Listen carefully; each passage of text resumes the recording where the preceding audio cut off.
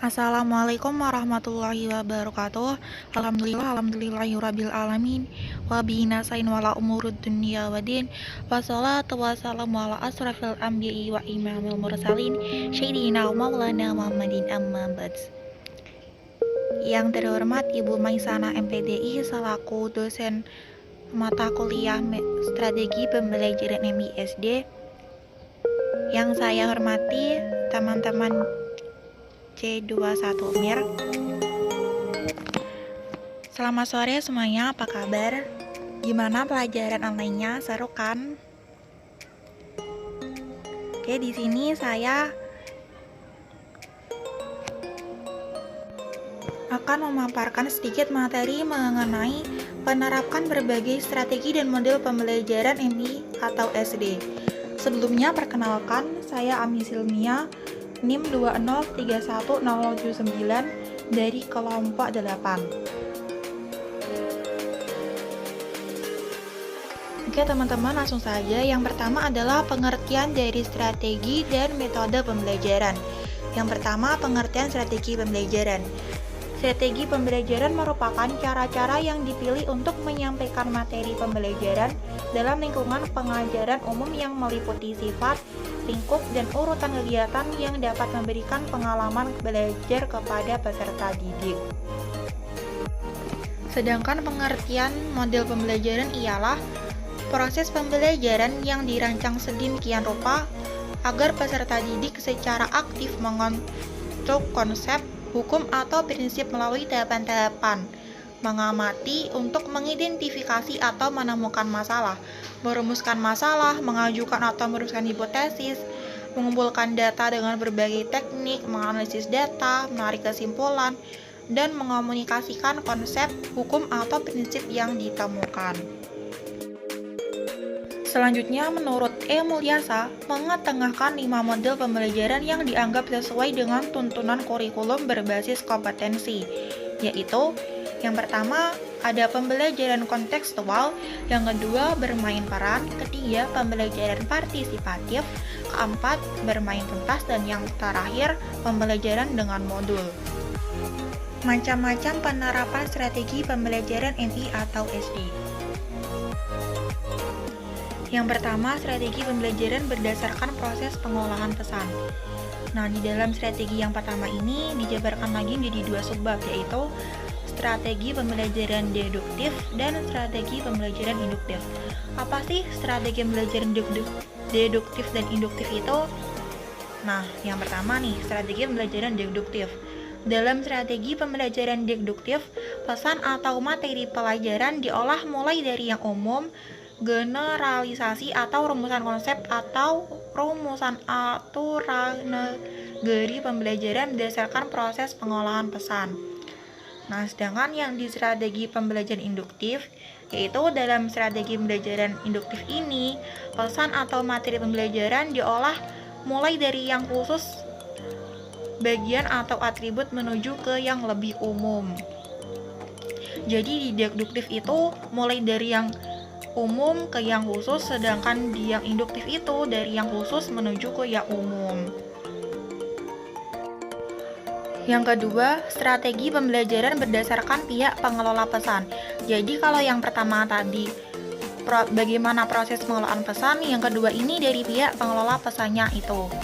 Nah, di strategi kali ini juga dibagi menjadi 2 subbab, yaitu ada strategi pembelajaran ekspositori dan strategi pembelajaran heuristik. Apa sih ekspositori dan heuristik itu? Nah, yang pertama nih, ada strategi pembelajaran ekspositori. Dengan strategi pembelajaran ekspositori, guru yang mencari materi pembelajaran yang akan diajarkan dari berbagai sumber. Kemudian, guru mengelolanya serta membuat rangkuman atau membuat bagan. Di depan siswa, guru menjelaskannya dan siswa tinggal menerimanya, kemudian mencatatnya.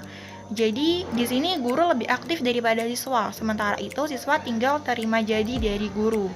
Sedangkan strategi pembelajaran heuristik itu adalah dengan menggunakan strategi pembelajaran ini, Yang mencari dan mengelola pesan atau materi pembelajaran ialah siswa. Guru berperan sebagai fasilitator dan pembimbing kegiatan belajar mengajar. Jadi di sini yang lebih aktif ialah siswa itu sendiri. Gimana? Udah paham belum? Nah, jadi gini nih, pembelajaran ekspositori itu guru menerangkan. Guru mencari berbagai sumber materi untuk diajarkan pada siswanya. Jadi biasanya tuh guru yang menerangkan, jadi siswa tinggal mendengarkan dan mencatat. Sedangkan di strategi pembelajaran heuristik ini, siswa yang mencari materi. Contoh, siswanya disuruh buka tema modul pembelajaran, disuruh ngerjain soal. Nanti kalau siswanya nggak paham, baru guru itu menerangkan. Kurang lebihnya seperti itu. Yang ketiga, strategi pembelajaran berdasarkan pengaturan guru. Di strategi yang ketiga ini juga ada 2 subbab, yaitu strategi pembelajaran seorang guru dan strategi pembelajaran bergu. Untuk strategi pembelajaran seorang guru, ini strategi pembelajaran yang sudah biasa kita lakukan, yaitu seorang guru mengajar sejumlah siswa. Sedangkan strategi pembelajaran bergu yaitu pembelajaran yang dilaksanakan oleh 2 orang atau lebih guru untuk sejumlah siswa. Hal ini dapat terjadi apabila guru atau 2 orang yang mengajar satu mata pelajaran atau mengajarkan salah satu tema yang biasanya menyangkut berbagai mata pelajaran. Untuk strategi pembelajaran seorang guru ini kita sudah biasa kan ya, seperti di kelas-kelas biasa. Sedangkan strategi pembelajaran bergu ini kita bisa jumpai saat ada kakak PPL atau KKN.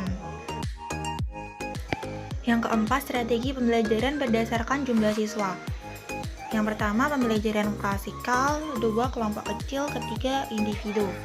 Bagaimana sih sistem pembelajaran klasikal, kelompok kecil, dan individu? Model pembelajaran klasik atau klasikal. Model pembelajaran klasikal adalah pola pembelajaran di mana dalam waktu yang sama kegiatan dilakukan oleh seluruh anak dalam satu kelas yang sama. Model pembelajaran ini adalah model yang paling awal digunakan di MI atau SD, dengan sarana pembelajaran yang pada umumnya sangat terbatas serta kurang memperhatikan minat individu. Seiring dengan perkembangan teori dan pengembangan model pembelajaran, model ini sudah banyak ditinggalkan. Kelemahan model pembelajaran klasik atau klasikal yaitu yang pertama, mudah menjadi verbalisme, yang kedua, yang visual menjadi rugi, dan yang auditif atau mendengarkan yang benar-benar menerimanya. Ketiga, bila selalu digunakan dan terlalu digunakan dapat membuat bosan. Keempat, keberhasilan metode ini sangat bergantung pada siapa yang menggunakannya. Dan yang terakhir, cenderung membuat siswa pasif.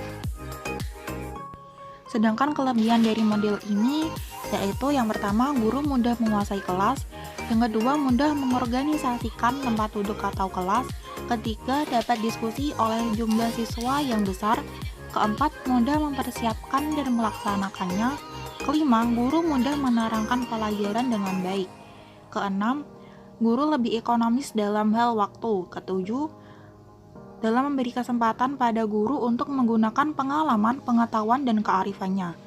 Kedelapan, dapat menggunakan bahan pelajaran yang luas. 9. Membantu siswa untuk mendengar secara akurat, kritis, dan penuh perhatian. 10. Jika digunakan dengan tepat, maka akan dapat menstimulasikan dan meningkatkan keinginan belajar siswa dalam bidang akademik. Dan yang terakhir, dapat menguatkan bacaan dan belajar siswa dari beberapa sumber lain. Yang kedua adalah strategi pembelajaran dengan kelompok kecil. Nah, dengan metode ini, pola pembelajaran di mana anak-anak dibagi menjadi beberapa kelompok. Biasanya anak dibagi menjadi 3 kelompok dan masing-masing kelompok melakukan kegiatan yang berbeda-beda. Dalam satu kali pertemuan, anak harus menyelesaikan 2-3 kegiatan dalam kelompok secara bergantian. Jadi dibikin, kalau kita sekarang itu bahasanya small group, seperti itu. Yang ketiga ada sistem individu. Nah, Pembelajaran individu adalah pelatihan yang bersifat individual karena pertimbangan adanya perbedaan-perbedaan di antara para peserta didik. Metode ini sangat sesuai digunakan dalam sistem one-to-one situation. Nah, sekarang strategi pembelajaran yang paling akhir, yaitu yang kelima, strategi pembelajaran berdasarkan interaksi guru dengan siswa. Nah, pada strategi yang terakhir ini dibagi lagi menjadi dua subbab, yaitu strategi pembelajaran tatap muka dan strategi pembelajaran melalui media. Kalau strategi pembelajaran tatap muka seperti yang kita laksanakan sebelum adanya pandemi, sedangkan strategi pembelajaran melalui media ya yang sedang kita laksanakan saat ini. Contohnya dengan media WA Group, Zoom, Meet, atau YouTube seperti ini, atau media-media lain yang dapat digunakan.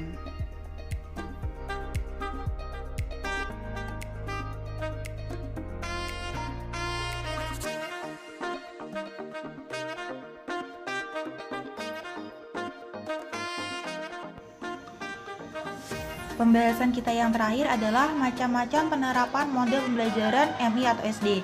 Nah, di sini ada 3 macam model pembelajaran. Yang pertama, model pembelajaran saintifik, kedua, model pembelajaran PBL, problem based learning, dan yang ketiga adalah model pembelajaran discovery learning. Apa sih yang dimaksud model pembelajaran saintifik, model pembelajaran PBL, dan model pembelajaran discovery learning? Nah, langsung saja yang pertama adalah model pembelajaran saintifik. Pendekatan saintifik yang dimaksud untuk memberikan pemahaman kepada peserta didik dalam mengenal, memahami berbagai materi menggunakan pendekatan ilmiah, bahwa informasi bisa berasal dari mana saja, kapan saja, dan tidak bergantung pada informasi searah dari guru. Yang kedua, model pembelajaran PBL, kepanjangan dari problem based learning. Nah, model pembelajaran berbasis masalah atau problem merupakan sebuah model pembelajaran yang menyajikan masalah kontekstual sehingga merangsang peserta didik untuk belajar.